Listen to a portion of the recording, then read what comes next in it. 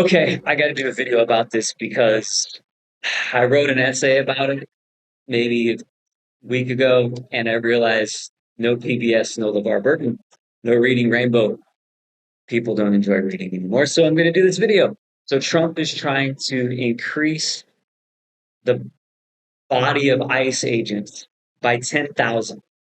Okay, so I'm reading it and doing the math. At the same time, this $550 million a year is going away for PBS. He wants to add at least another $1 billion a year to ICE, potentially more, because if you're a returning ICE agent, you're going to get a $50,000 sign on bonus and a $100,000 a year at least salary.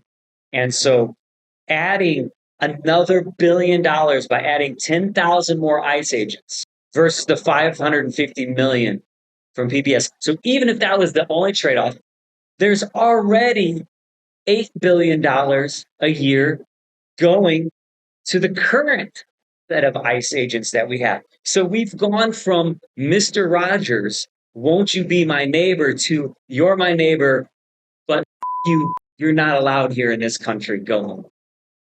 Get out. That's the message that we're sending. I live in Northwest Indiana. Every episode of The Joy of Painting was shot in Muncie. Bob Ross was instrumental in democratizing imagination for the world. Okay. Not just Indiana, not just a Muncie station, for the world. Just the notion that Indiana State removed all funding for PBS. That means no PBS, no Bob. Muncie's going to struggle. Fred Rogers in 1969 goes to testify. Nixon is trying to cut PBS funding in half from 20 million to 10 million. It's in 1969. And we're not even talking about this cold-blooded zeroing out. Federally, they've zeroed out the budget. Not a half, zero. State zeroed out the budget. It's just such a ruse because the package that's put in, I don't understand.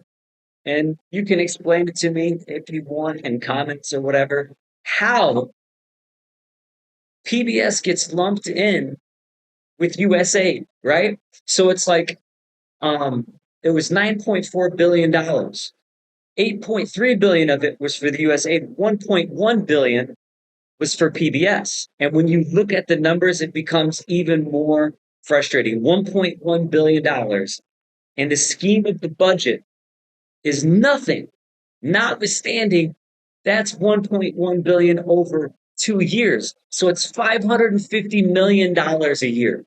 Think back to Mr. Rogers goes to Washington, just trying to save it from being cut in half because he said it would cripple, public media.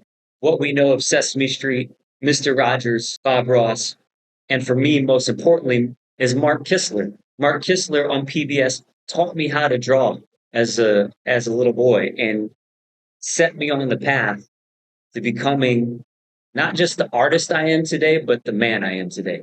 And I don't agree with cutting USA because I still don't think the 8.3 billion is that much in the scheme of looking at like something like the military industrial complex.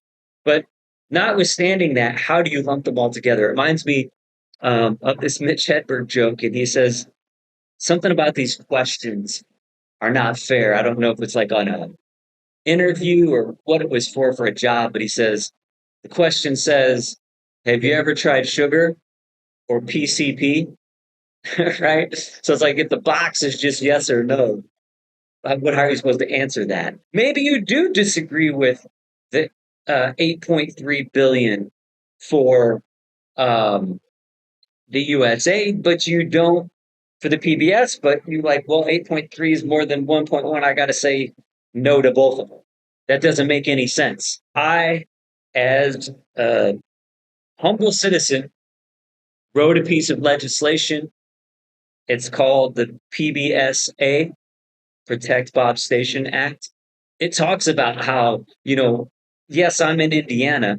Yes, Muncie, who is way downstate from me, is a local station, but Bob went worldwide from a local station. Inside of what I'm saying, the same way that Fred Rogers was saying in 1969. I'm saying this isn't important just for those local stations. This is important for programming and a new wave of creativity.